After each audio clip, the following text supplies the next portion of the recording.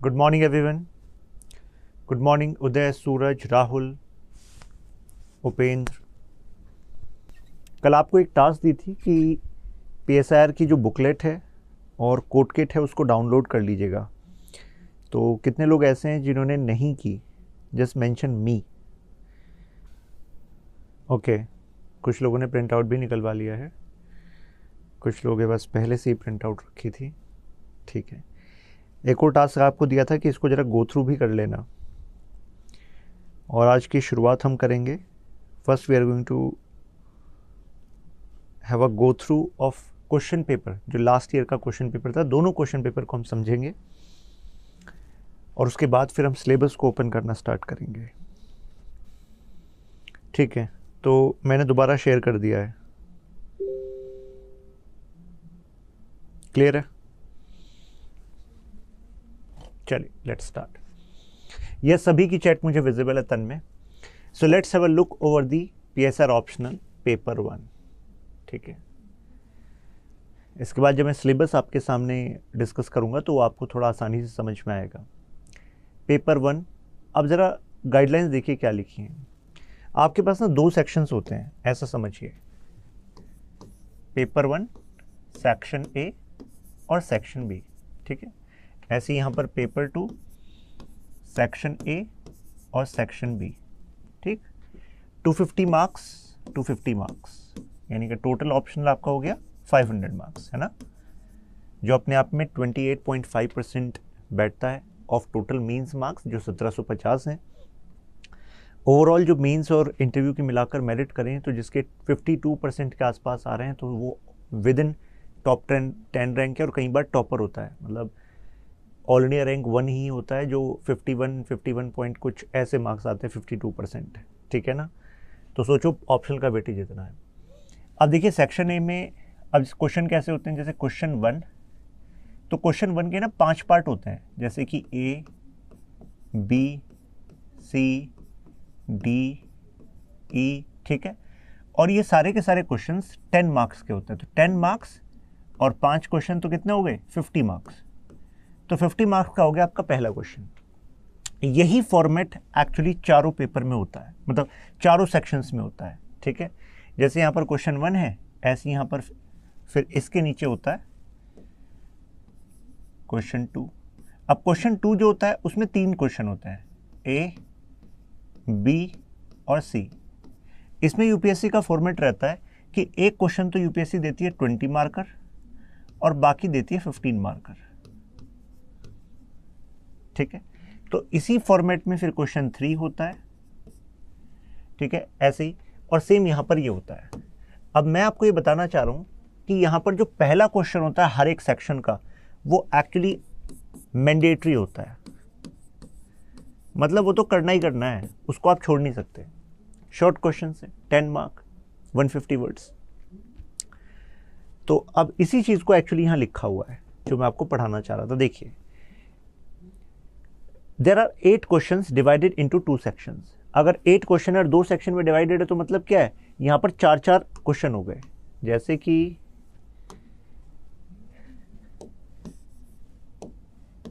Question 3 में भी ऐसा हो गया, ए, बी, सी। फिर क्वेश्चन 4, ए, बी और सी। फिर जो सेक्शन बी है वो स्टार्ट होता है क्वेश्चन 5 से। अब क्वेश्चन 5 में होता है वो 10 मार्कर वाले क्वेश्चन, 10 मार्क्स का क्वेश्चन और टोटल 5 क्वेश्चन, तो यानी कि 50 मार्क्स, है ना। और ये हो गया ए, बी, सी, डी, ई। ठीक है, फिर ऐसे क्वेश्चन 6, क्वेश्चन 7, क्वेश्चन 8 वो होते हैं जिसमें वो 3 क्वेश्चन होते हैं, ए, बी, सी। मतलब आप समझ गए होंगे, है ना। और सेम ऐसे ही दूसरे सेक्शन में होता है। तो इसमें होता क्या है कि आपको ये पहला क्वेश्चन और ये 5वां क्वेश्चन, ऐसे ही यहाँ पर पहला क्वेश्चन, क्वेश्चन नंबर 1 और क्वेश्चन नंबर 5,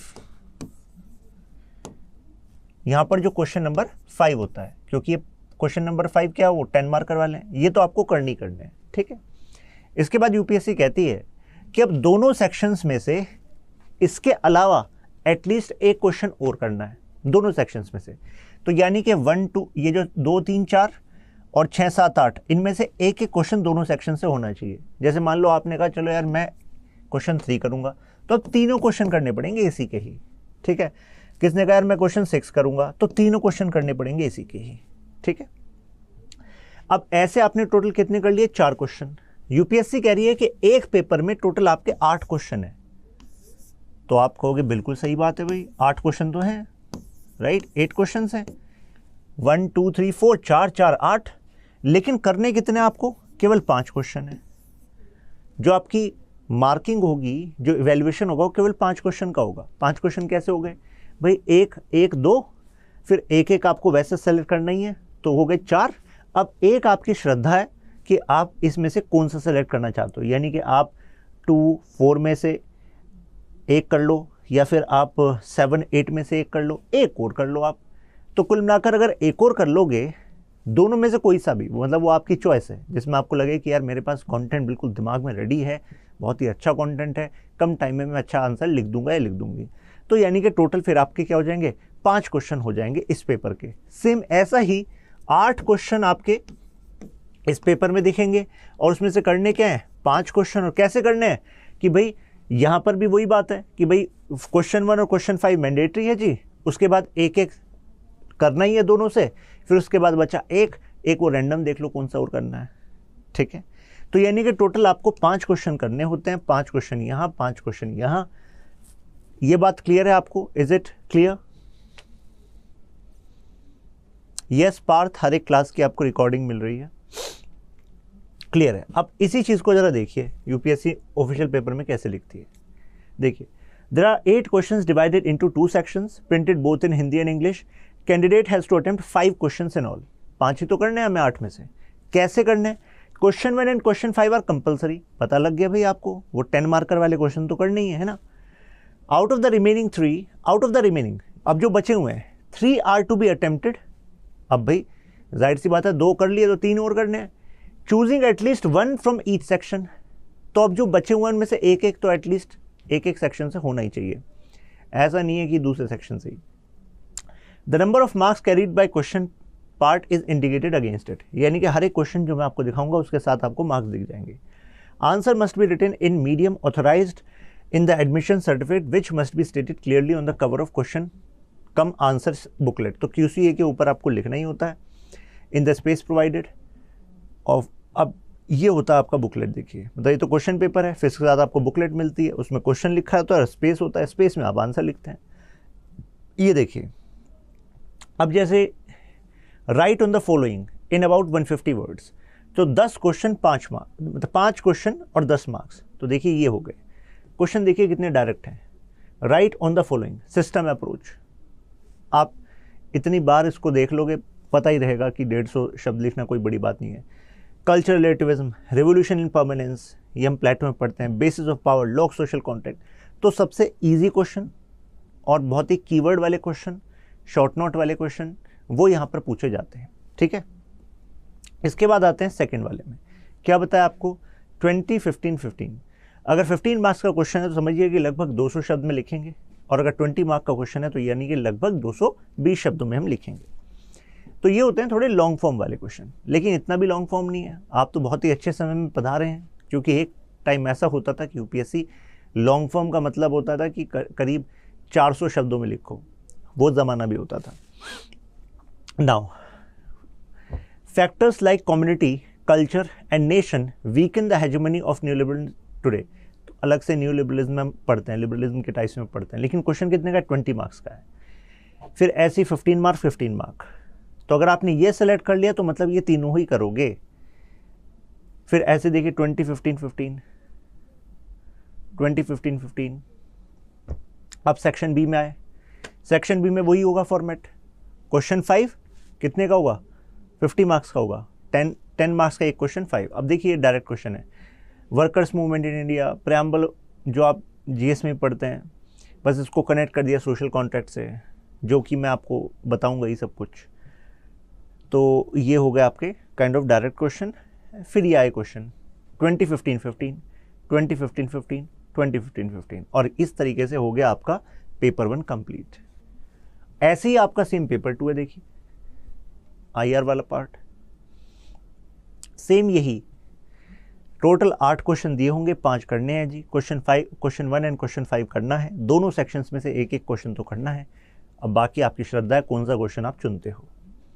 ये देखिए, answer the following in about 150 words each, तो वही 10 मार्कर। फिर देखिए सेकेंड क्वेश्चन से 20-15-15, 20-15-15, 20-15-15।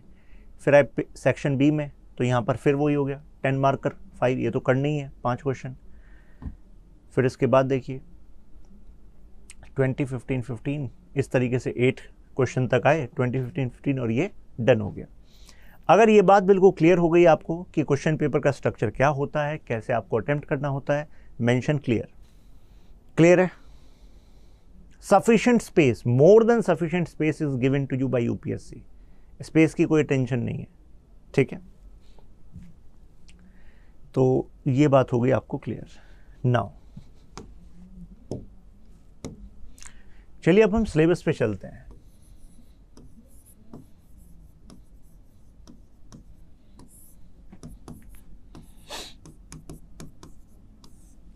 स्टार्ट करते हैं पेपर 1 से।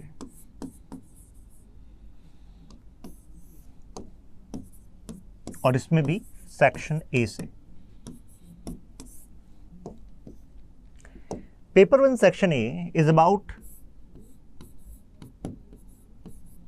थिंकर, जिसको हम थॉट भी कहते हैं, क्योंकि थिंकर के ही विचार है ना। आइडियोलॉजीज, जो दोनों की कनेक्टेड ही होती हैं। मेजरली ये है आपका पेपर 1 सेक्शन है कि इसमें आपको थिंकर्स पढ़ने होंगे, आइडियोलॉजीज पढ़नी होंगी, थियरी पढ़नी होगी। पेपर 1 सेक्शन ए, वेटेज वही है, 250 मार्क्स का एक पेपर होता है, तो यानी कि 125 मार्क्स का आपका सेक्शन ए है। 125 मार्क्स में से 45 से 55 मार्क्स, कभी 55, कभी 50, कभी 45, इसका वेटेज होता है। थिंकर वाले पार्ट में आपकी एक यूनिट आती है WPT, वेस्टर्न पॉलिटिकल थिंकर। जब मैं थिंकर कह रहा हूं तो इसमें आपके 2 यूनिट हैं थिंकर से कनेक्टेड, एक तो है WPT, एक है IPT, इंडियन पॉलिटिकल थिंकर। 2 तरह के थिंकर हैं आपके, ठीक है। इसमें भी ज़्यादा वेटेज किसका है? वेस्टर्न पॉलिटिकल थिंकर का है। कारण, क्योंकि बताया था कल आपको कि जो political science as a domain है, इसको as a separate subject treat करना, ये हमने वेस्ट में देखा। ये वेस्ट का ट्रेडिशन था कि पॉलिटिकल डायमेंशंस पर अलग से बात की जाएगी, जबकि इंडियन ट्रेडिशन में देखा गया कि हमने पॉलिटिकल इंसाइट्स को रिलीजन, एथिक्स के साथ मर्ज करके ही सीखा है। तो उनका कहना है कि प्योरली पॉलिटिकल साइंस को as a domain Indian thought में नहीं देखा जाता, लेकिन फिर भी कई सारे हमारे यहाँ स्कॉलर्स हैं, फॉर एग्जाम्पल चाणक्य, हम इसमें पढ़ते हैं। अभी मैं एक एक करके बताता हूँ। सबसे पहले यहाँ पर चलते हैं, ठीक है। सब कुछ दिमाग में बिल्कुल आपके स्ट्रक्चर होता चला जाएगा। मैं इस वाले पार्ट को उठा रहा हूँ, ये लिख रहा हूँ यहाँ पर WPT। WPT का मतलब वेस्टर्न पॉलिटिकल थॉट, यानी कि वेस्टर्न पॉलिटिकल थिंकर। इसमें आपका पहला थिंकर आता है प्लेटो, और प्लेटो को पढ़ने के लिए हम शुरुआत ही करते हैं सोक्रेटिस से, ठीक। पहले मैं आपको थिंकर्स बता दूं, फिर इसके बाद मैं प्लेटो को ओपन कर दूंगा, ठीक है। प्लेटो के बाद हम जाते हैं एरिस्टोटल पर, जो कि प्लेटो के ही डिसाइपल थे, यानी कि सोक्रेटिस के शिष्य प्लेटो, प्लेटो के शिष्य एरिस्टोटल। अब मतलब इतना इंटरेस्टिंग है, इनको ध्यान रखना, मतलब कोई विशेष एफर्ट करने की जरूरत नहीं पड़ेगी अगर आपने पॉलिटिकल साइंस को इसके रूट से पकड़ लिया कि ये आए कहाँ से, क्यों आए आइडियाज। तो आप देखोगे कि क्रोनोलॉजी है, रेंडमली नहीं है कि किसी ने क्या बोल दिया रटने बैठ जाओ, नहीं नहीं, क्रोनोलॉजी है कि सोक्रेटिस के जो विचार हैं उससे अलग प्लेटो के होंगे, और क्यों होंगे उसका समय हमें बताएगा। एरिस्टोटल के विचार प्लेटो से अलग होंगे, क्यों होंगे उनका समय, उनके हालात हमें बताएंगे। जैसे जैसे हालात बदलेंगे तो एक ट्रेंड हमें दिखेगा, वो ट्रेंड भी अभी आपको दिखाऊंगा। एरिस्टोटल के बाद हम जाएंगे मैकियावेली पर,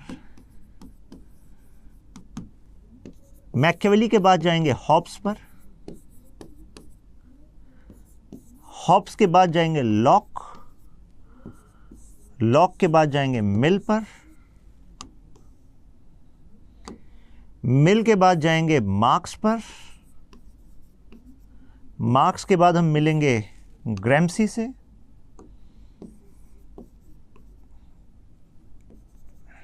अब इसके बीच में भी कुछ एंसिलरी थिंकर्स के बारे में मैं कनेक्शन आपको करता रहूंगा, यानी कि जिन्होंने इन पर कमेंट्री करी है, ऐसे कुछ विचारक, ठीक है। और ग्रैम्सी के बाद मैं हना पर जाऊंगा, हना अरेंट। तो अब इसमें भी एक कनेक्शन है, वो कनेक्शन जरा समझिएगा।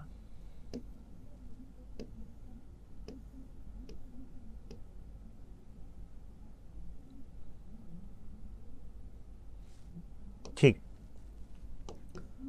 यहां से मैं इसको ओपन कर लूंगा, प्लेटो।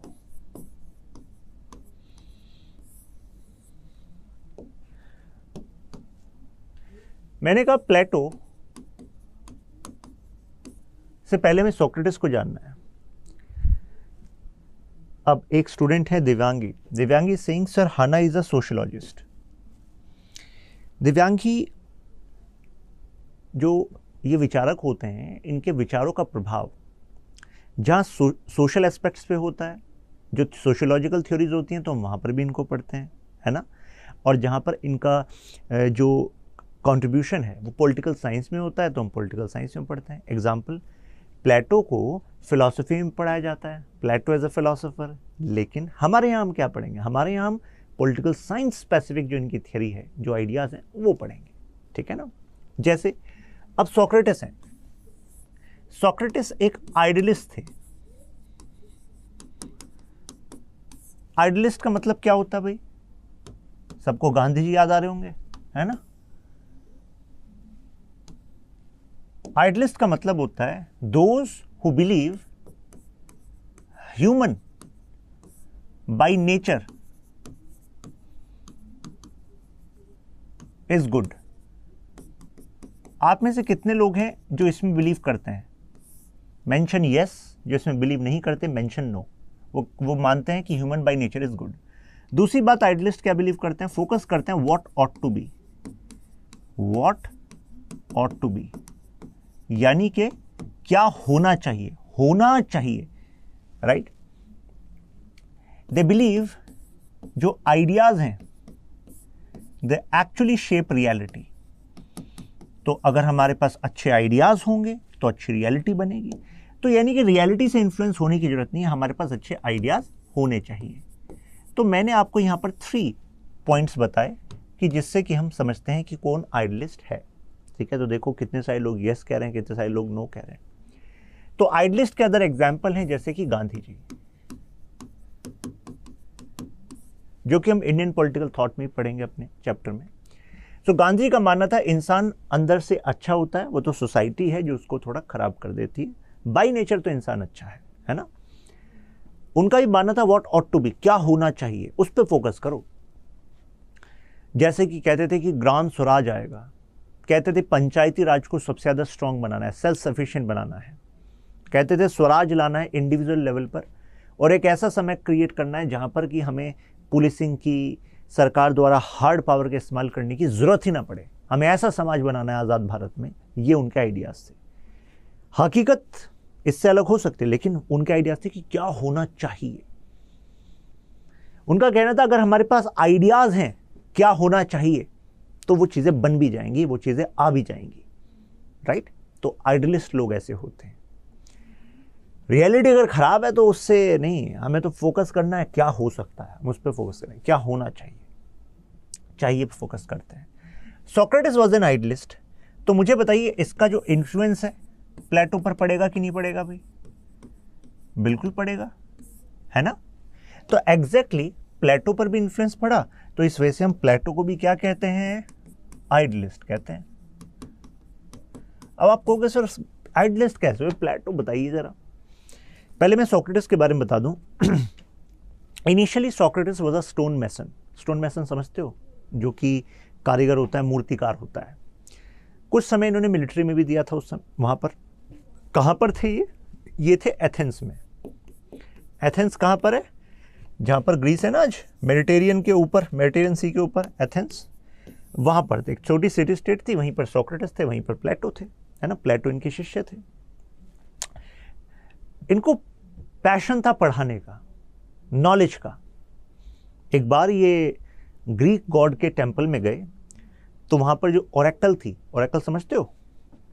ओरेकल जो सेविकाएं रखी जाती थी देवताओं के लिए, राइट?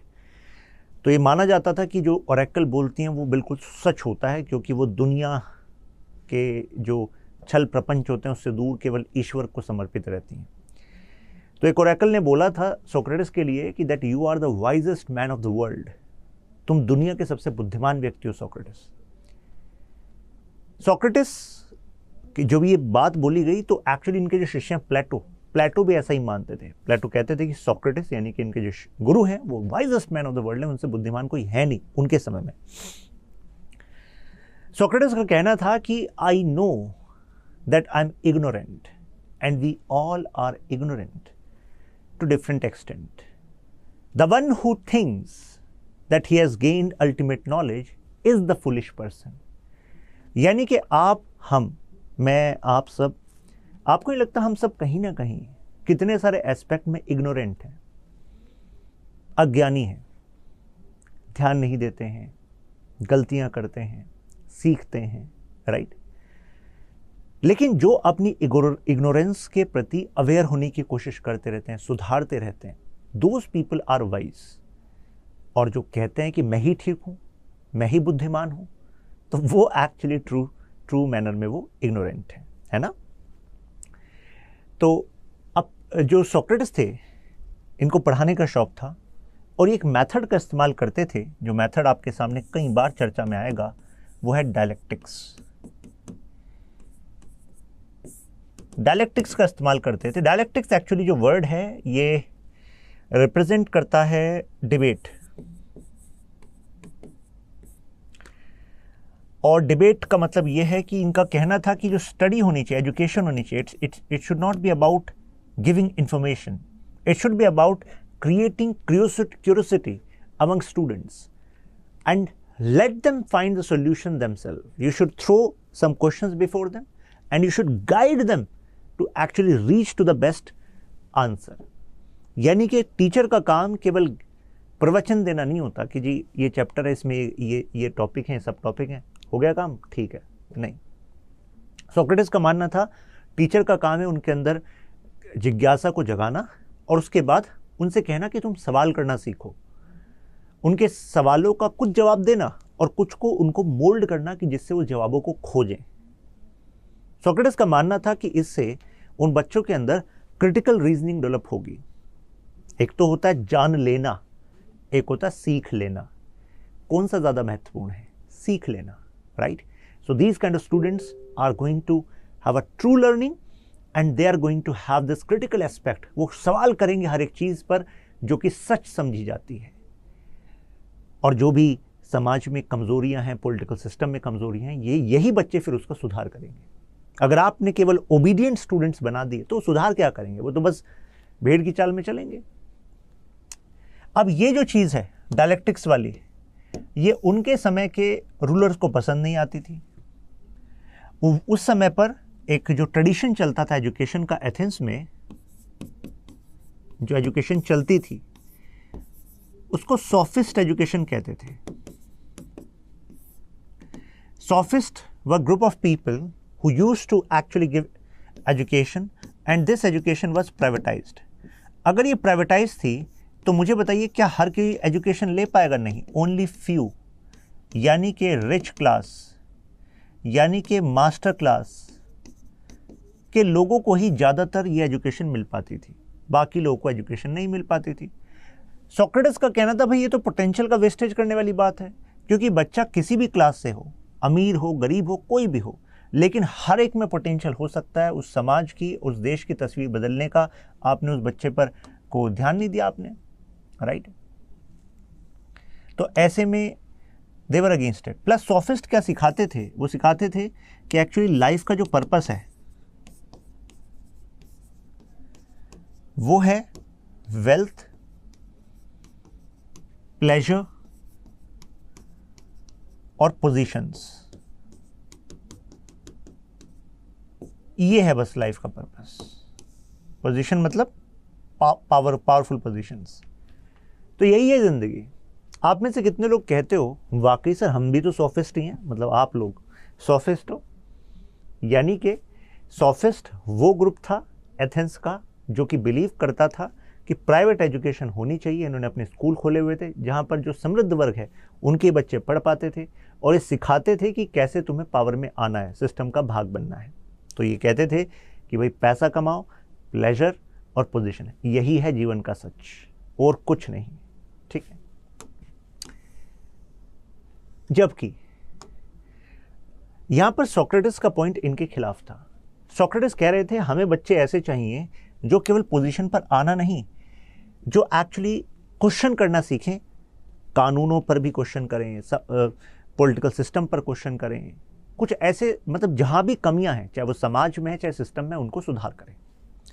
अब सोक्रेटिस की इसी बात से नाराज हो गए वहां के लोग और वहां की सरकार ने इनके खिलाफ मुकदमा लगाया कि तुमने राजद्रोह किया है, एक तरीके से देशद्रोह मान लीजिए आसान भाषा में। आगे जाके तो मैं इनमें भी डिफ्रेंसिएशन आपको बताऊंगा। तो उनका कहने का मतलब यह था कि तुम देश के खिलाफ हो, एक तरीके से एथेंस के खिलाफ हो। इनके खिलाफ मुकदमा होता है और उसमें वहां पर सिस्टम क्या था, एथेंस की जो सोसाइटी थी ना, तो वहां पर एलिमेंट ऑफ डायरेक्ट डेमोक्रेसी था, element of direct democracy. Why I have used the word element? Because society was divided into masters and slaves. तो इस डेमोक्रेसी में अगर मैं डायरेक्ट डेमोक्रेसी कहता हूं तो डायरेक्ट डेमोक्रेसी का मतलब होता है कि सीधे तौर पर ये जो जनता है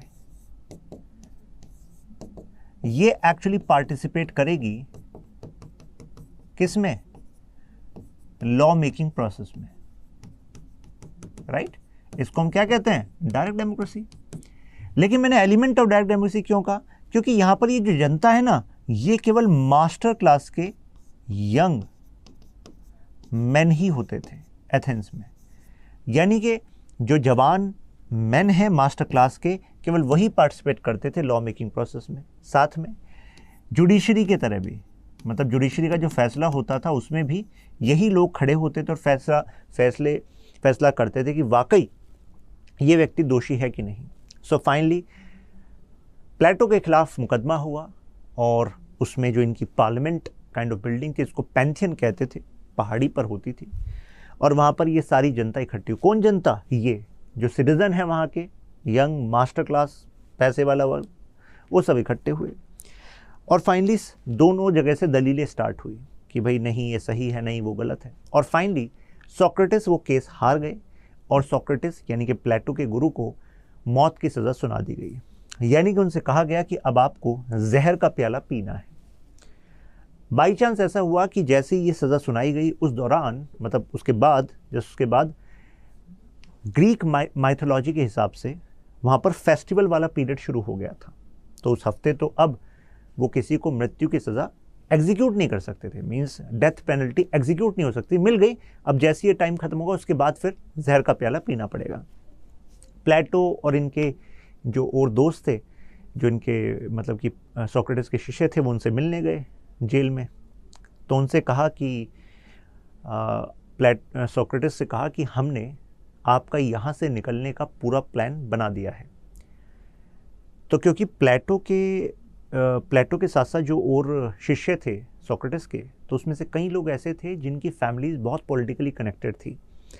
तो पता लगा कि उन्होंने एथेंस के बॉर्डर पर जो सोल्जर्स हैं उनसे सेटिंग कर ली है, पैसा अरेंज कर दिया है, इकट्ठा कर लिया है स्टूडेंट्स ने, और ऐसे में कहा कि आप डिज़र्व नहीं करते एथेंस यहाँ पर रहना, क्योंकि इस देश को आपकी कदर ही नहीं है कि आप इनके ही सुधार की बात कर रहे हो, आप यहाँ से निकल जाओ और आप जो है एग्जाइल में चले जाओ।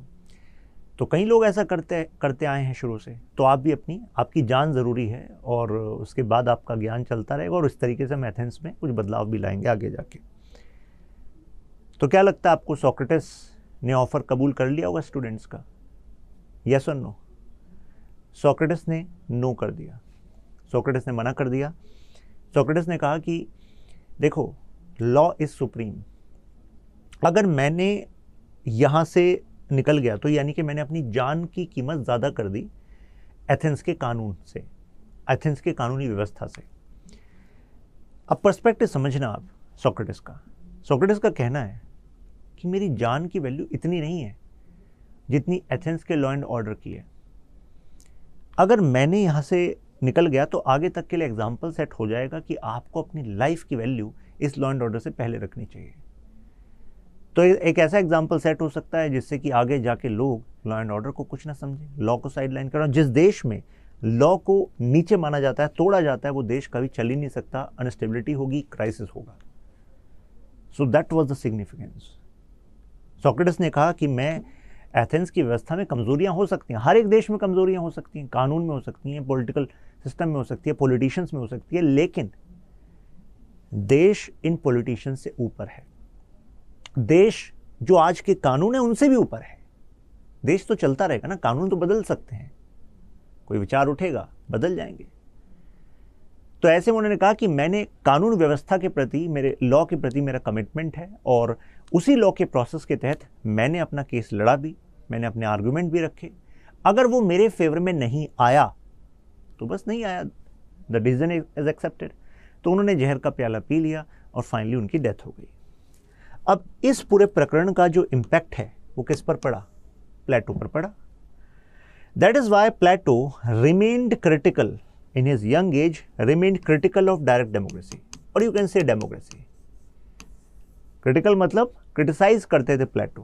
प्लेटो मानते थे कि जो भाई wisest man of the world Socrates, उसकी कदर नहीं कर पाए लोग। तो उनका मानना था कि जो डेमोक्रेसी है, this is rule of ignorance. उनका क्या कहना था कि democracy is rule of ignorance.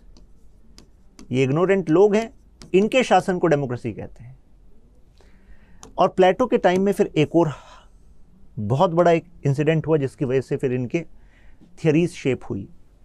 वो था Athens versus Sparta. Athens versus Sparta, इसको हम कहते हैं पेलोपोनेशियन वॉर, नाम है इसका पेलोपोनेशियन वॉर। और इस वॉर में एथेंस लॉस्ट,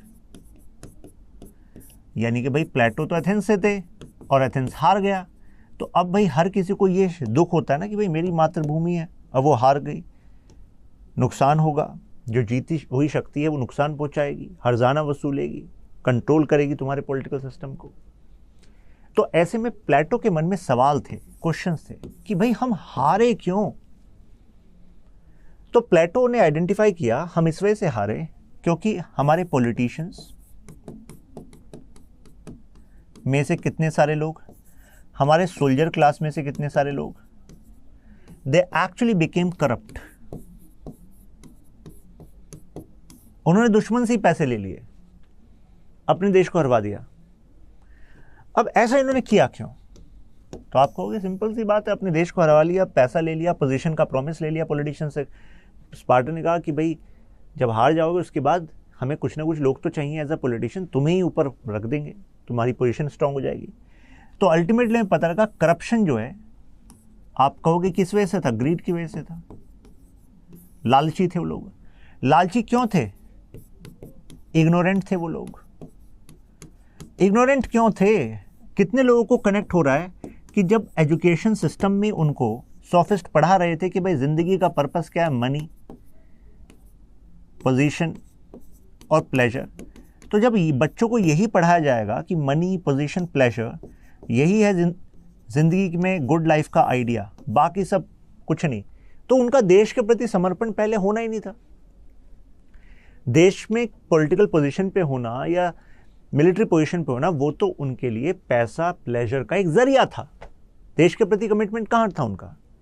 तो देश के प्रति कमिटमेंट दिखावा था। अल्टीमेटली तो देवर करप्ट, देवर ग्रीडी। मौका मिला उन्होंने कर दिया। आप में से कितने लोगों को ये बात कनेक्ट हो रही है कि प्लेटो अब ज़रूरी तौर पर ये सोचेंगे कि अगर हमें एथेंस को बदलना आगे के लिए तो हमें एजुकेशन सिस्टम को चेंज करना पड़ेगा, क्योंकि रूट कहाँ है? एजुकेशन सिस्टम में है।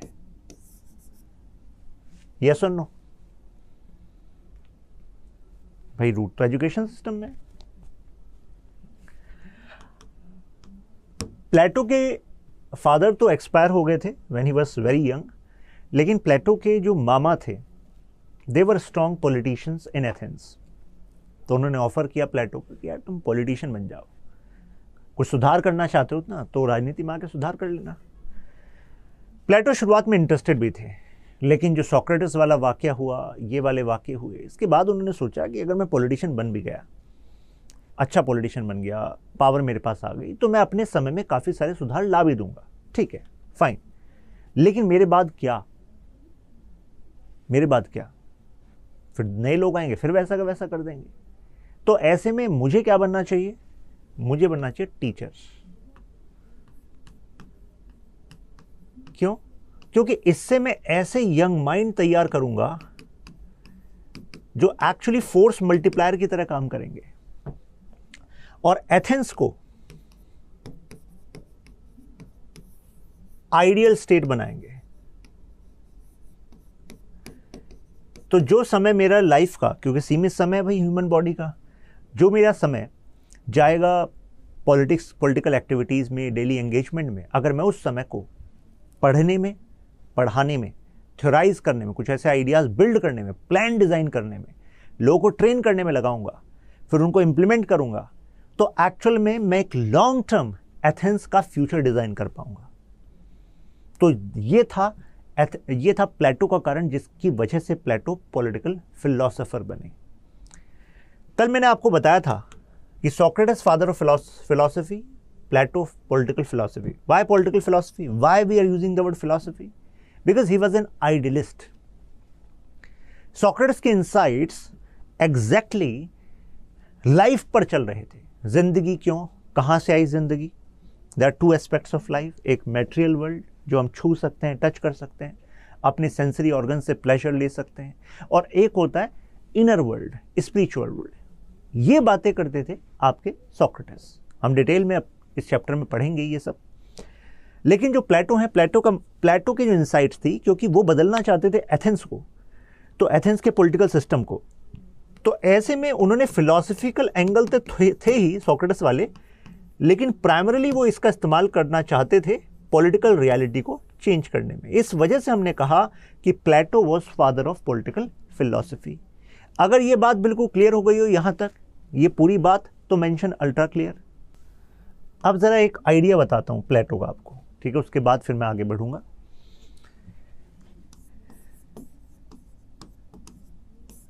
प्लेटो का कहना था क्योंकि डेमोक्रेसी तो है बकवास, ठीक है, तो क्या होना चाहिए? उन्होंने कहा कि कोई भी जो स्टेट है that should be ruled by a philosopher. Philosopher चलाना चाहिए इस स्टेट को। आपको होगा ऐसा क्यों भाई, फिलोसोफर क्यों चलाए? वो कह रहे हैं क्योंकि फिलोसोफर जो है वो जिंदगी के इतने गहनतम एस्पेक्ट पर सोच चुका होता है कि वो इस बात को जानता है कि जो मटेरियल प्लेजर्स होते हैं वो तो क्षणिक होते हैं, दे आर मोमेंट्री। ये जो फिलोसोफर होगा, this philosopher has clear distinction that idea of good life is not just material pleasure. Idea of good life is in spiritual aspect, यानी कि एक तरीके से जो हैप्पीनेस है वो है अपने बेस्ट पोटेंशियल से जीने में। मैं आपको एक एग्जांपल देता हूं। There is a difference between pleasure and happiness, yes और नो? प्लेजर है, जैसे कि आपने कहा कि यार मुझे ना, अगर मैं आईफोन 14 प्रो मैक्स ले लूँ बस फिर मेरी लाइफ में खुशहाली होगी। ले लिया आपने, फिर 1 महीने बाद, 2 महीने बाद क्या उतना ही प्लेजर मिलेगा उससे जितना पहली बार मिला था? नहीं। आपने कहा कि मेरे पास मर्सिडीज़ आ जाए, मेबैक आ गया, फिर क्या अब उससे लॉन्ग टर्म प्लेजर मिलता रहेगा? नहीं। तो pleasure is dependent on sensory organs, ठीक है। इसी वजह से कहते हैं कि अगर आप यूपीएससी की जर्नी को क्रॉस करके और उसके बाद आप उस मेरिट लिस्ट में नाम चाहते हो, सर्व करना चाहते हो, और ऐसे में अगर आप केवल इस बात से ड्राइव हो रहे हो कि यार पैसा, पोजीशन, उस पद पे पहुंचने के बाद वो नॉर्मल है। आपको हैप्पीनेस के लिए कुछ और क्लैरिटी चाहिए लाइफ में। Happiness is a state of mind. Happiness is living life to the fullest. हाँ, वो सर्विस में जाके आपको ऐसी अपॉर्चुनिटीज मिलेंगी कि आप ऐसा कमाल मचा सकते हो कि so many people will be thankful that you are on that position, and that feeling is beyond the pleasure of sensory organ. For example, अभी बाढ़ चल रही है, फ्लड्स चल रहे हैं, राइट? तो प्लेजर वाला एंगल तो क्या कहेगा, यार प्लेजर है, बाढ़ आ रही है, कुछ आ रही है, मैं अपना घर में आराम से लेटा हुआ हूँ, फ़ोन आ रहे हैं, फ़र्क नहीं पड़ता, ठीक है, जनता के घर उजड़ रहे हैं, फ़र्क नहीं पड़ता, लेटे हुए आराम से, नेटफ्लिक्स चल रहा है, प्लेजर। हैप्पीनेस क्या है? You are a district magistrate, you are going into those areas, you are being with them, you are making things easy for them in that tough time। तो भले ही आप उस समय फिजिकली देखो तो कष्ट ले रहे हो, सेंसरी ऑर्गन्स जो है, फिजिकल और सेंसरी ऑर्गन्स हैं, उस पर वहाँ से प्लेजर नहीं मिलेगा, बट हर एक उस कष्ट में आपको एक सेंस ऑफ सेटिस्फैक्शन मिलेगी, that your efforts are worthwhile, मतलब they are creating some impact in others life. आपके डायरेक्शन से ही कितने सारे लोगों की लाइफ सेट हो सकती है इस टफ टाइम में। That is the kind of happiness, that is the kind of clarity. So he was saying कि this kind of clarity will be given to a philosopher, क्योंकि फिलोसोफर को, मतलब जो फिलोसोफर बनेगा उसकी भी ट्रेनिंग करवाएंगे Plato, then this person is going to be a philosopher, then these people are going to be fit to rule. उनका कहना था, या तो देखो फिलोसोफर को ही रूलर बना दो, या फिर रूलर को फिलोसफी पढ़ा दो, उसको फिलोसोफर बना दो पढ़ा के, जो रूलर है, यही तरीका है। तो this is what he was talking about.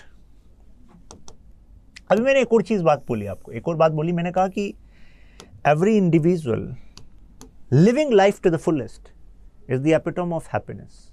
अब हैप्पीनेस के लिए कई बार टफ होना होता है, मतलब कहने का मतलब है कि जब बिल्कुल आपका मन नहीं कर रहा पढ़ने का, जब बिल्कुल मन नहीं कर रहा कुछ करने का, तब भी करते रहना होता है, लेकिन उसके बाद जो कॉन्फिडेंस मिलता है ना, वो अलग हैप्पीनेस होती है, राइट? मतलब बैक पेन हो रहा होगा, लेकिन हैप्पीनेस होगी, यार मैं वो हूँ जो रुकता ही नहीं है, जो करना है तो करना है, ये एटीट्यूड है, उससे एक हैप्पीनेस मिलती है। प्लेजर होगा, अरे लेट गए आराम से सो रहे हैं, हैप्पीनेस वो होगी, this is a state of mind. अब वो कहते हैं कि हर एक इंसान अलग अलग काम के लिए बना है। कैसे? प्लेटो कहते हैं कि each one of has a soul.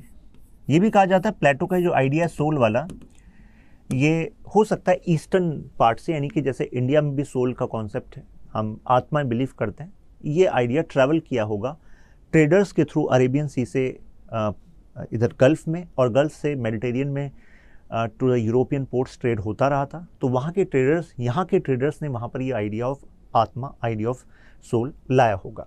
ये एक पर्सपेक्टिव है। प्लेटो का मानना था कि जो सोल होती है हर किसी की, उसमें 3 एलिमेंट होते हैं। आप सब देखिएगा अपने बारे में कि आपकी सोल में कौन सा एलिमेंट सबसे प्रोमिनेंट है, ठीक है? तो सोल में एक तो है रीजन। रीजन का मतलब होता है बीइंग लॉजिकल, ठीक है? दूसरा है करेज। इसको एक्चुअली प्लेटो लिखते हैं स्पिरिट, या आप कह सकते हैं इमोशन वाला एंगल, ठीक है? और तीसरा होता है एपेटाइट। एपेटाइट को मान लीजिए जैसे कि लस्ट, प्लेजर, ये वाला कंपोनेंट, ठीक है? तो प्लेटो कह रहे हैं हम में से हर एक की पर्सनालिटी में ये तीनों कंपोनेंट हैं। हम तर्कवान भी हैं, भाई लॉजिक का तो इस्तेमाल करते हैं ना। आपने लॉजिक लगाया तब पीएसआर ऑप्शन लिया, आपने लॉजिक लगाया तो आपने यूपीएससी की लाइफ को चुना, है ना? लॉजिकल तो आप हो, हर एक चीज़ में लॉजिक लगाते हो। करेज भी आप में है, राइट? करेज को कनेक्ट करें इमोशन से, क्योंकि इमोशन अपने आप में करेज देता है। जैसे सोल्जर क्लास है, सोल्जर क्लास अपनी फैमिली, अपनी जान को ताक पे रख के देश के लिए लड़ती है, राइट? बॉर्डर्स को सिक्योर करती है। तो ऐसे में भाई वो करेज कहाँ है? वो स्ट्रॉन्ग इमोशन तो है पैट्रियटिज्म का, वो भी तो ड्राइव कर रहा है। तो करेज हर एक एस्पेक्ट में होता है। जैसे कि आपका इमोशनल कनेक्शन अपनी फैमिली से, आपका इमोशनल कनेक्शन किसी से भी, वो कई बार आपको एक करेज भी देता है काफ़ी कुछ ऐसा कर जाने का जो कि शायद नॉर्मल इंसान ना कर पाए।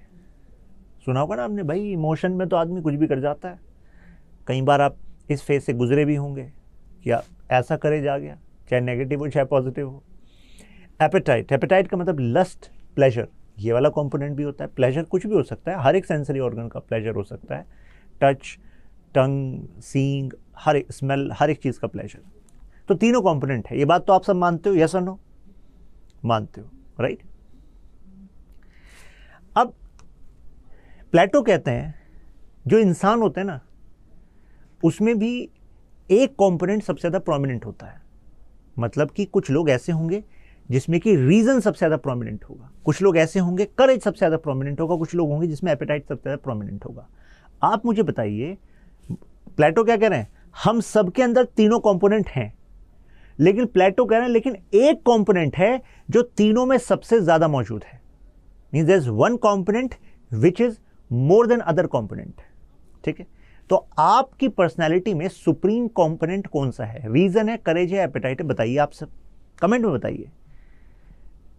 ठीक है, तो हमारे पास दो लोगों ने रीजन बताया, दो ने करेज बताया, फिर रीजन, करेज, फिर एपेटाइट, करेज, करेज। ईमानदार रहना है अपने लिए, ठीक है ना?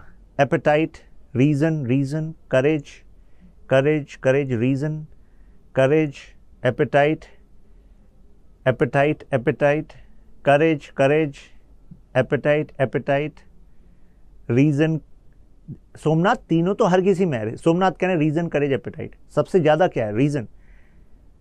ओके, कल्याण कह रहे हैं एपेटाइट, फिर रीजन, करेज, करेज, एपेटाइट। ठीक है, सो हमारी क्लास में तीनों चीजें हैं, राइट? मतलब कुछ स्टूडेंट्स ऐसे हैं जिनमें रीजन सबसे प्रोमिनेंट है, कुछ ऐसे हैं जिसमें करेज प्रोमिनेंट है, कुछ लोग ईमानदारी से बता रहे हैं सर मेरे अंदर तो एपेटाइट प्रोमिनेंट है। सीधी बात, ठीक। चलिए, प्लेटो कहते हैं कि जिनका रीजन प्रोमिनेंट है, these people are fit to become ruling class.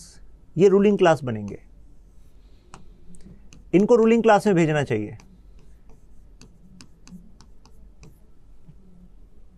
ठीक है, जिनके अंदर करेज ज्यादा है इनको सोल्जर क्लास में भेजना चाहिए। तभी तो लड़ पाएंगे बॉर्डर पर, तभी तो लड़ पाएंगे दुश्मनों पर अपनी जान की बाजी लगाकर। यहां पर रीजन प्रोमिनेंट वाले रूलिंग क्लास, क्यों? क्योंकि इनके सामने अगर मान लो ये इमोशन वाले हुए, कोई भी इनके सामने रोता हुआ आया, बताने लगा कि मेरे साथ ये हुआ वो हुआ, और उन्होंने ऑर्डर पास कर दिया, भाई ये तो गलत हो जाएगा। क्योंकि हमें लॉजिकल लोग चाहिए रूलिंग क्लास में, जो डिस्ट्रिक्ट मजिस्ट्रेट हैं, सेक्रेटरीज हैं, डिपार्टमेंट के, डिपार्टमेंट को हेड कर रहे हैं, नहीं तो नुकसान हो जाएगा, है कि नहीं? So that is why ruling class को लॉजिकल होना सबसे ज़्यादा जरूरी। इमोशंस हो लेकिन लॉजिकल ज़्यादा, कोई ऐसी भावनाओं में बहकर फैसला ना कर दें, है ना? एपेटाइट वाले लोग, तो एपेटाइट वाले लोगों के लिए वो कहते हैं कि आप लोग प्रोड्यूसर क्लास बनने के लिए बेस्ट हो। प्रोड्यूसर क्लास समझते हो कि भाई काम धंधा संभालो, आप क्या ही कर रहे हो, राइट? यानी कि आप लोग बिजनेस संभालो, बिजनेस, ट्रेड। ये लोगों की भी बहुत ज़रूरत है, प्लेटो कह रहे हैं, क्योंकि ये लोग नहीं होंगे तो रिसोर्सेज कैसे आएंगे, रिसोर्सेज नहीं आएंगे तो बाकी लोग कैसे चलेंगे? इनकी भी ज़रूरत है, क्योंकि इनको पैसों से इतना प्यार है, लग्जरी से इतना प्यार है, इनको प्लेजर्स, लस्ट, इससे इतना प्यार है, तो ये लोग इसके लिए ठीक है। क्योंकि ये वाली कैटेगरी ना, ये प्लेजर का त्याग कर देगी, लस्ट का त्याग कर देगी, लॉजिक पे चलेगी। आप में से जो एपेटाइट वाले लोग हैं, इसमें से कई लोग अगर रूलिंग क्लास में चले गए, आपको नहीं लगता यही वो लोग हैं, फिर न्यूज़ आती है, गौर से देखिए इस चेहरे को, ये हनी ट्रैप हो गए हैं? यस और नो?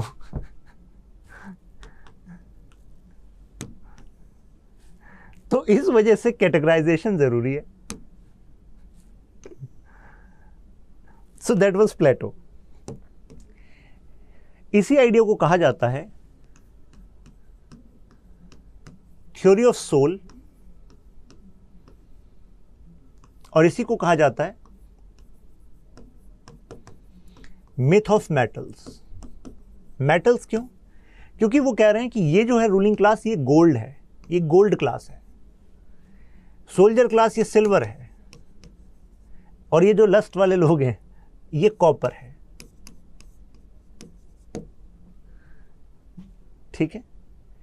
तो मिथ ऑफ मेटल्स कहा कि यार मतलब लोगों को कैटेगराइज कर दिया, राइट।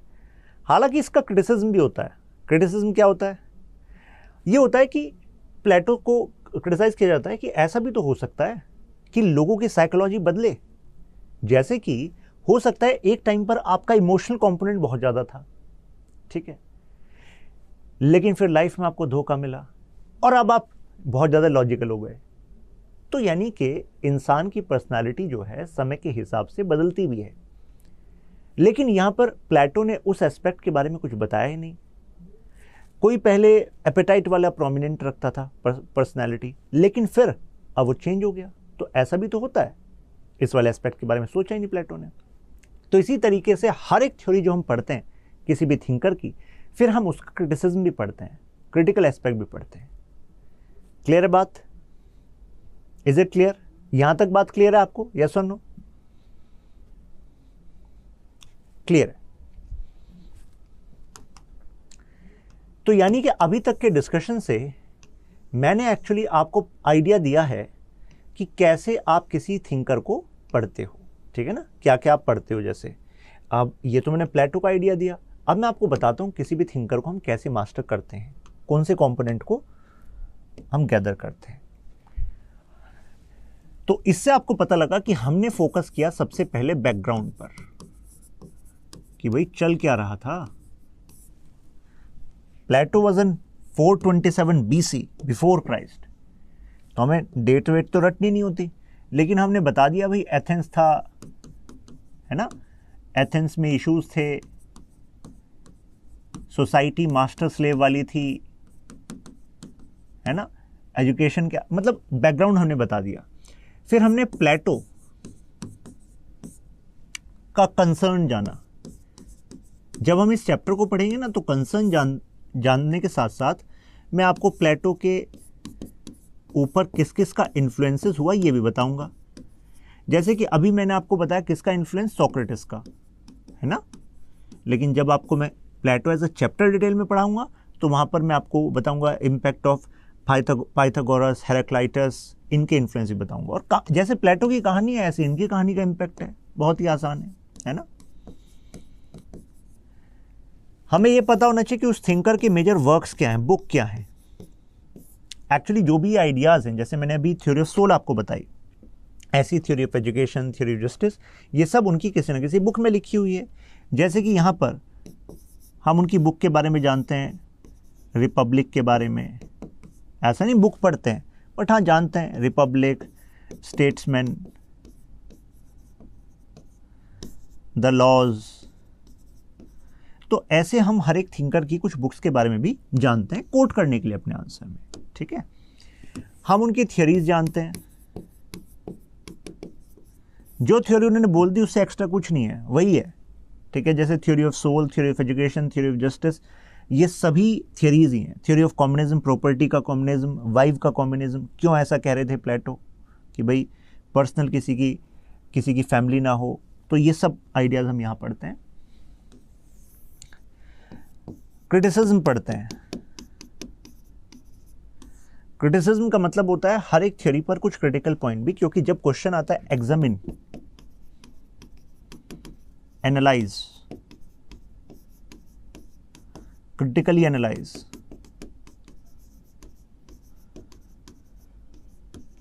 तो हमें क्रिटिसिज्म वाले कंपोनेंट का अच्छा खासा इस्तेमाल करना पड़ता है। जैसे कि यहाँ पर मैं कार्ल पॉपर के आइडियाज आपको बताता हूँ, उनकी बुक है एक, एनिमी ऑफ ओपन सोसाइटी, बताते हैं वो प्लेटो को। अब ये चीज़ें जैसे मैं बोल रहा हूँ ऐसी आपको कंठस्थ हो जानी है, इतनी बार चर्चा में आएगी, हम आंसर राइटिंग करेंगे, सब चीज़ें सेट हो जाएंगी। जबकि अगर कोई क्वेश्चन आता है describe Plato theory of soul, तो भाई डिस्क्राइब में तो डिस्क्राइब करना है, क्यों आया, क्या आया, यूटिलिटी, और उससे जुड़ा कोई अगर कंटेम्प्रेरी कनेक्शन कर सकते हो वो, ठीक है। लेकिन एनालाइज, एग्जामिन, क्रिटिकली एग्जामिन, तो इसमें हमें क्रिटिकल वाले कंपोनेंट पर भी अच्छे पॉइंट इसमें कोट करने होते हैं। तो जब आप इन पॉइंट्स को ध्यान में रखते हो तो आप हर एक थिंकर को ऐसे ही मास्टर करते चले जाते हो। क्लियर है बात? अब देखिए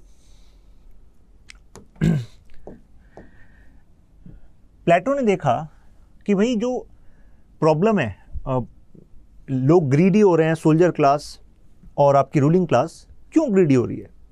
भाई आप डिस्ट्रिक्ट मजिस्ट्रेट बनोगे, आप IAS ऑफिसर बन के डिफरेंट पोर्टफोलियोज में रहोगे, तो आपने देखा कि करप्ट होते हैं लोग, राइट? हो जाते हैं लोग, हर किसी की बात नहीं कर रहा, लेकिन करप्ट होके वो करते क्या है? तो आप कहोगे सर प्रॉपर्टी इकट्ठा करते हैं सर, अपने नाम पर, अपने बच्चों के नाम पर फर्जी कंपनी वगैरह बनाकर।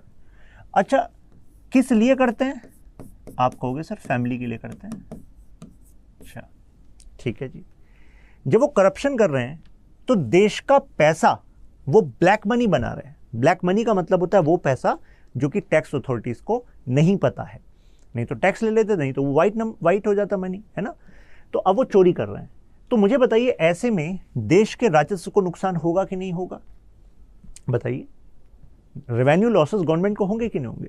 अगर रेवेन्यू लॉसेस गवर्नमेंट के होंगे तो गवर्नमेंट का जो कैपेसिटी है to spend on development of people, to spend on infrastructure, to spend on education, to spend on health, to spend on military modernisation, ये सब कैपेसिटी हमारे देश की कम होगी कि नहीं होगी? यस और नो? बिल्कुल होगी। अगर ये कम होगी तो ऐसे में अगर कोई हम पर अटैक करता है, चाइना हुआ, पाकिस्तान हुआ, तो ऐसे में हम लोग, हमारे लोग खुद करप्ट होकर एक तरीके से अपने देश को ही हरवाने का या पूरे चांसेस ऐसे बनवाने का काम कर रहे हैं कि नहीं कर रहे हैं?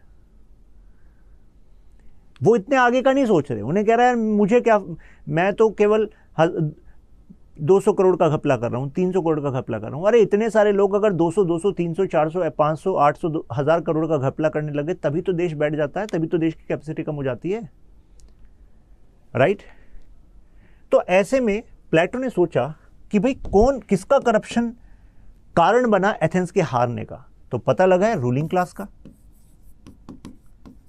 और किसका? सोल्जर क्लास का। अगर ये क्लास ईमानदार हो जाए तो ट्रेडर क्लास की हिम्मत नहीं है कि वो करप्शन कर ले, टैक्स ना दे, घपला कर ले, एडल्ट्रेशन करे, नहीं, क्योंकि ये क्लास में कमी है, तभी ट्रेडर्स भी घपला कर लेते हैं, बिजनेसमैन भी घपला कर देते हैं, सब स्टैंडर्ड प्रोडक्ट ज़्यादा में बेच सकते हैं। बात तो सही है। तो ऐसे में प्लेटो ने कहा मैं इसका सोल्यूशन निकालता हूँ कि भाई रूलिंग क्लास, सोल्जर क्लास, तुम करप्शन करके करते हो, प्रॉपर्टी रखते हो। प्लेटो ने कहा इनकी आज के बाद कोई प्रॉपर्टी नहीं होगी। ये बात इन्होंने कहा अपनी थ्योरी ऑफ कम्युनिज्म में। कम्युनिज्म जब भी ये शब्द आता है जनरली आप याद करते हो कार्ल मार्क्स को, राइट? लेकिन बता दूं आपको, जो कम्युनिज्म है ना वर्ड, इसका मतलब होता है कॉमन ओनरशिप।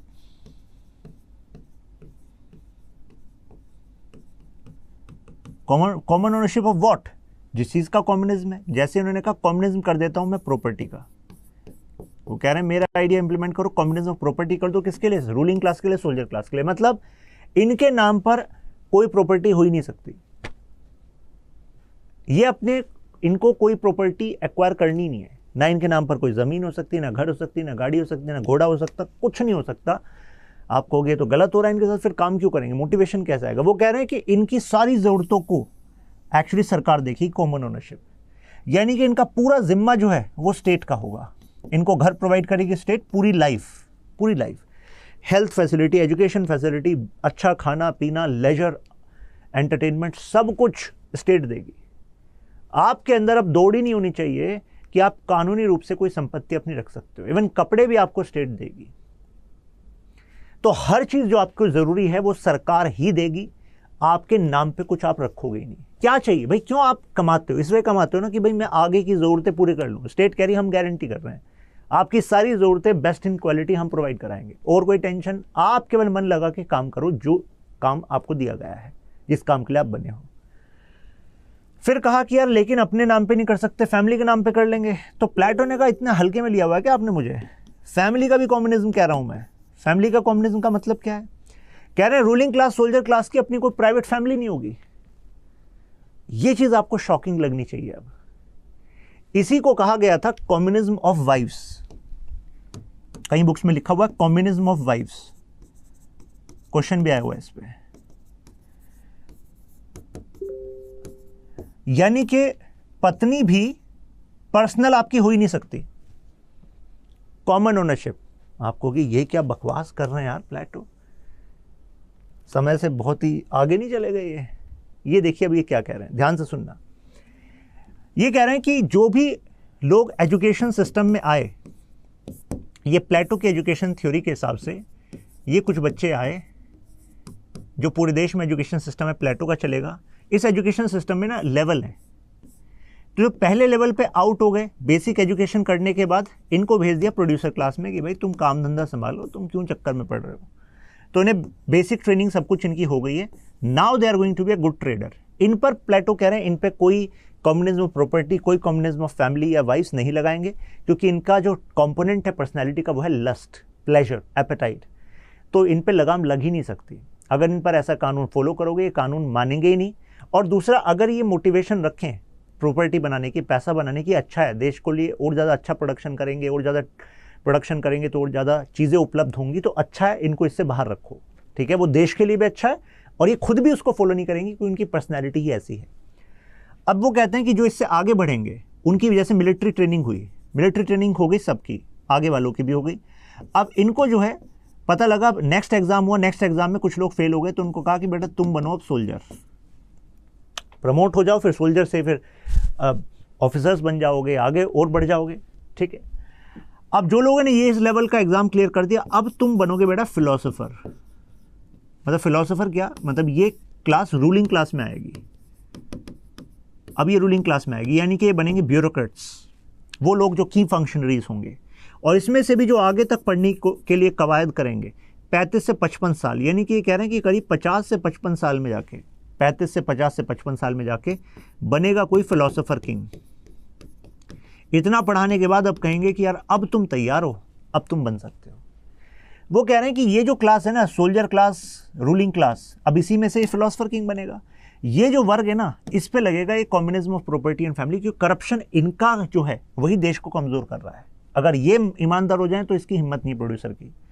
तो ऐसे में वो कह रहे हैं कि अब जब ये सोल्जर बनने के लिए तैयार हो गया, ये रूलिंग क्लास के लिए तैयार हो गया, अब इनकी शादी की जरूरत नहीं है। आपको कि ये क्या बात है, प्लेटो कह रहे हैं शादी है क्या। आप कहोगे क्या है, प्लेटो कह रहे हैं शादी है नई जनरेशन को लाना, रिप्रोडक्शन। तो प्लेटो कह रहे हैं कि I want to use the system of eugenics here. क्या लग रहा है आपको यूजेनिक्स क्या है? यूजेनिक्स का मतलब है कि आप ऐसे कॉम्बिनेशन करो बॉय एंड गर्ल के जिससे कि बेस्ट ब्रीड के बच्चे पैदा हों। प्लेटो कह रहे हैं कि एथेंस में बेस्ट ब्रीड के बच्चे लाने हैं मुझे, और इनकी पर्सनल फैमिली की जरूरत ही नहीं है। प्लेटो कह रहे हैं कि अब कौन लड़का और पार्डन फॉर माय आर्ट, कौन लड़की का कॉम्बिनेशन बनेगा, ये स्टेट डिसाइड करेगी, सरकार डिसाइड करेगी।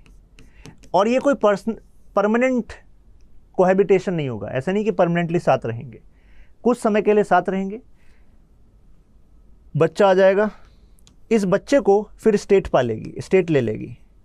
ऐसे में इस गर्ल को कहेगी तुम अभी अगर एजुकेशन सिस्टम में हो तो एजुकेशन सिस्टम में चले जाओ वापस पढ़ने, अगर आप जॉब में हो रूलिंग क्लास में तो आप जॉब में चले जाओ गवर्नमेंट में। तो यानी कि यहाँ से प्लेटो को ये भी कहा जाता है कि Plato was a first feminist, क्योंकि उस ज़माने में एंशियंट टाइम में, तो देखो मॉडर्न टाइम पर भी कितने लोग, कितने समाज में ऐसा ही माना जाता रहा है कि भाई वुमेन की प्राइम रिस्पॉन्सिबिलिटी है घर का ख्याल रखना, बच्चों का ख्याल रखना। प्लेटो एंशियंट टाइम में कह रहे थे कि लड़की का काम केवल घर का ख्याल रखना, बच्चों को पैदा करना पालना नहीं है। लड़की एजुकेट हो, अपनी लाइफ में बेस्ट ऑफ नॉलेज गेन करे, अपना लेवल इंक्रीज करे और रूलिंग क्लास में जाए, देश के लिए समाज के लिए कंट्रीब्यूट करे, तो she should be free from this responsibility. This baby is going to be taken care of by a separate department which is going to be made just for rearing the babies. तो बच्चों को पालने के लिए अलग से एक department बनेगा। ये लड़का ठीक है, अभी आपकी बेबी आ गया, अब आप वापस जाओ एजुकेशन सिस्टम में या फिर जाओ अपना जॉब जो रूलिंग क्लास में हो। यानी कि ये दोबारा मिलेंगे, इसका कोई मतलब साथ में ऐसे नहीं रह सकते। कुल मिलाकर बात ये है, शादीशुदा ऐसे पति पत्नी की तरह कोई कॉम्बिनेशन नहीं है। और लड़के लड़की का जो कॉम्बिनेशन है ये मैच कौन कराएगा? स्टेट कराएगी, सरकार कराएगी, जो उनको लगेगा कि यार ये बेस्ट ब्रीड के बच्चे ला सकते हैं अगर ये लड़का लड़की आपस में they get into this relation, right. तो अभी तक ये बात सबको क्लियर हुई हो तो मेंशन यस। अब देखिए सौम्या कह रही है he is promoting polygamy. No, it is not polygamy. Polygamy का मतलब ये होता है कि एक लड़का एक से ज्यादा शादी कर ले। यहां तो शादी हो ही नहीं रही, यहां तो सेटल्ड मैरिज है ही नहीं। Polygamy word is used for settled marriage, ठीक है ना ही ये पॉलीएंड्री है, क्योंकि this girl is also going to have options as per the direction of state, कि मतलब और कॉम्बिनेशन से बच्चे आएंगे, राइट। तो कितने लोगों को लग रहा है कि यार ये कुछ ज्यादा ही नहीं कर दिया प्लेटो ने, राइट। अब ये कह रहे हैं कि what is the profit of Eugenix. Eugenix का प्रॉफिट ये है कि अगर बेस्ट ब्रीड के बच्चे एथेंस में होंगे तो वो कह रहे हैं Athens will become great, ideal state बनेगा। अब प्लेटो का इस पर काफी क्रिटिसिज्म भी हुआ। कहा गया कि प्लेटो आपने बहुत बड़ी बड़ी बातें की, बहुत अच्छी बातें भी की आपने, लेकिन ये आइडिया आपका बड़ा ही ज्यादा रेडिकल है, यूटोपिया है, वास्तविकता के बाहर है। क्योंकि एक लड़का लड़की अगर साथ में होते हैं तो उसका पर्पस केवल रिप्रोडक्शन नहीं होता, उसमें एक इमोशन वाला एंगल भी होता है। इमोशन वाले एंगल को तो प्लेटो ने कंसिडर ही नहीं किया। इसी वजह से इन्हीं के जो शिष्य थे प्लेटो के, Aristotle, he was critical of his master, मतलब ऑफ हिज टीचर। और प्लेटो कहते थे अपने स्टूडेंट से कि भाई जहां पर आपको लगे मेरे खिलाफ आप हो सकते हो, मतलब खिलाफ इन द सेंस जंग थोड़ा ना लड़नी है, मतलब आपके आइडियाज मेरे से काउंटर हो सकते हैं, यही चीज तो मैं सिखा रहा हूं आपको। You should be critical. आप हो सकता है मेरे पॉइंट से कुछ बेटर सोल्यूशन ला पाए। तो he was critical of his teacher, ठीक है ना। Yes yes yes. लेकिन आपको ही लगता, अब जैसे इमोशन वाला एंगल नहीं है। दूसरा, एरिस्टोटल जो इनके शिष्य हैं उन्होंने क्रिटिसाइज किया इस वाले पॉइंट पर। इन्होंने कहा कि Plato, family is the basic unit of society. Society की यूनिट है, बेसिक यूनिट है फैमिली। फैमिली से हर पर्सन के लाइफ में एक स्टेबिलिटी होती है, फाइनेंशियल स्टेबिलिटी होती है, इमोशनल स्टेबिलिटी होती है, फिजिकल स्टेबिलिटी होती है। तो आपने तो समाज की उस स्टेबिलिटी को ही उखाड़ के फेंक दिया, राइट। तो वो भी एंगल तो होता है फैमिली का, आपने तो फैमिली को डिस्टॉर्ट कर दिया। तो इससे बहुत ज़्यादा नेगेटिव रेमिफिकेशंस भी हो सकते हैं सोसाइटी में, क्योंकि जो आप चाह रहे हो वैसा हो जाए ये ज़रूरी नहीं है, राइट। तो quality of individual is going to be determined by this theory of education which Plato has given. या मेंटल हेल्थ प्रॉब्लम्स हो सकती हैं, बिल्कुल सही कह रहे हैं नयन गिरदकर, क्योंकि फैमिली होती है, स्टेबिलिटी होती है, तो आदमी खुश रहता है, मोटिवेटेड रहता है, हार्ड वर्क भी करता है, सेंस ऑफ पर्पस रहता है लाइफ में। लेकिन यहां पर प्लेटो कह रहे हैं आपकी एक ही फैमिली है, वह स्टेट, देश आपकी फैमिली है, तो उसी के लिए आपको जीना है, उसी के लिए रहना है, ठीक है। क्लियर है। Yes, this eugenics was for soldier class and ruling class, for two classes, रक्षिता। क्लियर है। तो मुझे लगता है कि आज की क्लास से आपको एक बेस थोड़ा सा क्लियर हुआ होगा आइडियाज का, हाउ वी अप्रोच। अगर बिल्कुल क्लियर है तो मेंशन वाह। उसके बाद हम मिलेंगे दोबारा। यस, एक स्टूडेंट कह रहे हैं कि no child is going to have father. Plato का ये कहना था कि जो रूलर होगा, अब उसके भी कितने सारे कॉम्बिनेशन बने होंगे, तो रूलर को नहीं पता लगेगा कि एग्जैक्टली उसका बायोलॉजिकल चाइल्ड कौन है। तो ऐसे में रूलर के लिए पूरे देश के बच्चे ही उसके अपने बच्चे की तरह होंगे। देख रहे हैं प्लेटो के आइडियाज। कह रहे हैं ऐसे में रूलर जो है वो सभी देश के बच्चों को अपने ही बच्चा मानेगा, किसी में कोई डिस्पैरिटी नहीं करेगा, ठीक है। यस। तो ये कहा जाता है कि प्लेटो के जो आइडियलिस्ट आइडियाज हैं, ये अपने आप में ये वाला जो आइडिया है वो यूटोपिया है। यूटोपिया है कि आज तक ऐसे रियलिटी में किसी देश ने किया नहीं है कि एग्जैक्टली ऐसा सिस्टम स्टैब्लिश कर दे, राइट। काफी लोगों को लग रहा होगा कि Plato was way way ahead of his times, अपने समय से कितने आगे की बात कर रहे थे। दिव्यांगी पूछ रहे हैं व्हाट अबाउट स्लेव्स। स्लेव्स को कौन काउंट कर रहा है? स्लेव्स को तो स्लेव की लाइफ जिएंगे, ठीक है। जब मैं एरिस्टोटल बताऊंगा आपको तो उसमें थ्योरी ऑफ स्लेव्स है, एरिस्टोटल ने स्लेव्स के लिए सोचा है काफी कुछ।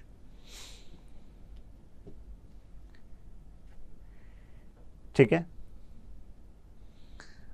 यूटोपिया का मतलब होता है प्रद्युम्न, जो चीज इतनी ज्यादा आइडियल हो कि वो वास्तविकता से दूर लगे, रियलिटी से दूर लगे। क्लियर है? ग्रेट। तो कल की क्लास में, मतलब जो नेक्स्ट क्लास होगी, आई विल इन्फॉर्म टुमारो और डे आफ्टर टुमारो। अच्छा, आपने ना DND लगाया हुआ है काफ़ी लोगों ने अपने मैसेज में, तो जो क्लास का मैसेज आ रहा है तो काफ़ी लोगों को पहुंच पा रहा है, काफ़ी लोगों को नहीं पहुंच पा रहा। तो ऑप्स टीम ने कहा है वो DND अगर आप हटा लें तो वो मैसेज आ जाएगा आप पर, लेकिन हटाने का भी अपना वो है चैलेंज, बाकी मैसेज भी आ जाए। दूसरा, वो मेल भी करते हैं, तो मेल में आप वो स्पैम में ज़रा प्लीज़ देखिए करिए। और आपका लाइव क्लास का ना ऑप्शन एक बार ना मॉर्निंग में उठ के आप उस पर भी देख लेंगे ना, आपकी ऐप पर वो शो हो जाएगा।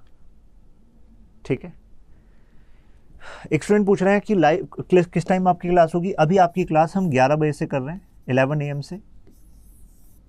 अभी हम पहले स्लॉट में आपके ओरिएंटेशन, फिर सिलेबस डिस्कशन और बेसिक्स ऑफ PSR ये सब कवर कर रहे हैं, जिसमें कि हमें 1.5 वीक के आसपास लगेगा।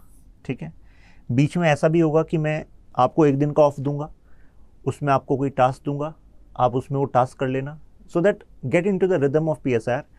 तो ये सारी चीज़ें आपके कीवर्ड आप समझते चले जाओगे। तो जैसे कल मैं आपको बात करूंगा, तो अभी तो मैंने आइडियलिज्म से एग्जांपल दिया, इसी को मैं आगे बढ़ाकर कल मैं रियलिज्म का एग्जांपल दूंगा। रियलिज्म एज अ क्या होता है रियलिज्म, फिर मैं एरिस्टोटल का एग्जांपल दूंगा, एरिस्टोटल के आइडियाज़ बताऊंगा, मैकियावेली का रियलिज्म बताऊंगा। फिर इस तरीके से कनेक्ट करते हुए फिर मैं कुछ अदर कीवर्ड जैसे कि लिबरल आइडियाज़ और सोशलिस्ट आइडिया क्या होता है, कहाँ से आया, कब आया, क्यों आया, किसने क्या कहा, ये सब स्टोरी से आप पता लगता चला जाएगा आपको, सब चीज़ें दिमाग में बैठ जाएंगी आपके। ठीक है, क्लियर है?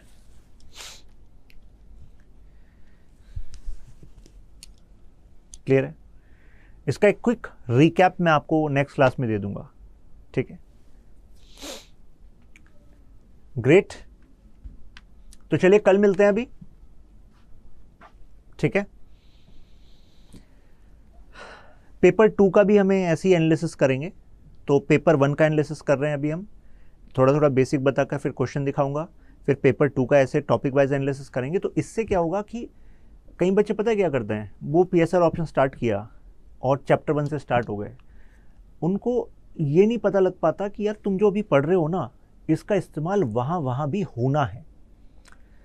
और मेरा मानना है कि जब आपको ये पता लग जाए ना शुरुआत में, जैसे हम अभी कवर कर रहे हैं कि देखो अभी मैंने ये बताया आपको, अब मैं आपको इसका इस्तेमाल अदर टॉपिक्स में भी बताता चला जाऊंगा, तभी मैं थोड़ा डिटेल में बता रहा हूँ। तो आपको एक अंदर सेंस ऑफ अर्जेंसी होगी कि यार जो टॉपिक हम यहाँ पढ़ रहे हैं उसको यहाँ पर भी इस्तेमाल करना है, वहाँ पर भी इस्तेमाल करना है। तो पूरा टॉपिक, पूरा सिलेबस ना आपको अपने हाथ में लगेगा कि हाँ यार मुझे पता है कि एक एक यूनिट में क्या क्या है, क्या क्या टॉपिक सब टॉपिक हैं, कैसे क्वेश्चन आते हैं, ये सब मुझे पता है। और जब क्लैरिटी होती है तो सब्जेक्ट के साथ कनेक्शन बना रहता है, मोटिवेशन रहता है और हम एफर्ट करते चले जाते हैं। ठीक है, that's why we are having this approach. नहीं तो हम सीधा भी कर सकते, देखिए टॉपिक नंबर ये, इसका चैप्टर ये पढ़ना स्टार्ट कर दो, ये सब टॉपिक कंप्लीट, चलो भाई नेक्स्ट यूनिट पे चलते हैं। ऐसा नहीं करना हमें। ठीक है, ओके। तो चलिए फिर नेक्स्ट क्लास में मिलते हैं। अभी मैं मिलता हूँ आपको यूट्यूब पर। YT पे एक अपडेट है सऊदी अरब से कनेक्टेड, उसको कवर करता हूँ। तो साथ साथ में IR के भी वीडियोस देखते रहा करिए, जिससे कि थोड़ा कनेक्शन बिल्ड होता रहे।